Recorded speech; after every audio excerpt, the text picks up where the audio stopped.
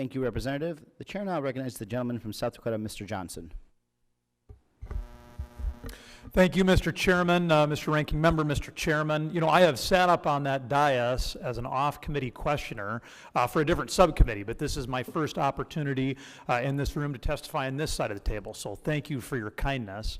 The hearing on H.R. 895, it's really about fairness, it's about equity, it's about improving outcomes for tribal students, and that's why I am so grateful for your time today. So, as I suspect you all know, there are a number of different ways that BIE schools can be operated. You know, about 180 or so BIE schools nationally, and they're operated under 3 different systems.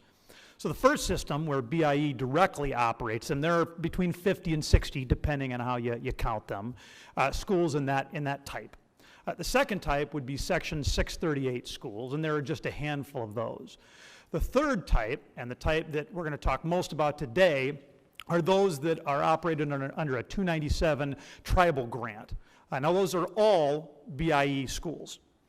And as I've talked to my friends and professionals in the BIE educational universe, they've made it clear to me time and time again that there are dedicated and talented professionals teaching in each of those 3 different types of BIE schools. The jobs they do are similar, they're the same, which is why it's so interesting and I think unfortunate that our country treats those employers, treats those employees, those educators so differently from a benefits perspective. I see no compelling policy reason for that differential treatment. And that's why I think we need to close the loophole. And that's really where 895 brings us. That's what that bill would do. It would close this oversight. And I should mention, there's no federal budget impact on H.R. 895. This is not a budget buster. It's no impact.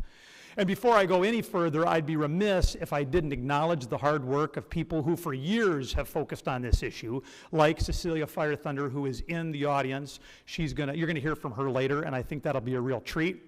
I have been grateful for an opportunity to work with her and others as the sponsor of H.R. 895. So just a little bit of background. In 2010, when Congress permanently reauthorized the Indian Healthcare Improvement Act, there was a provision included in that bill that made it clear that Section 638 schools would be eligible to purchase insurance products through the federal employee insurance programs. Now, of course, and those are the Type 2 schools we talked about. Now, the Type 1 schools, the BIE-operated schools, they had always had access to those benefits. Now, for reasons that I don't comprehend, near as I can tell, it was an unintentional oversight.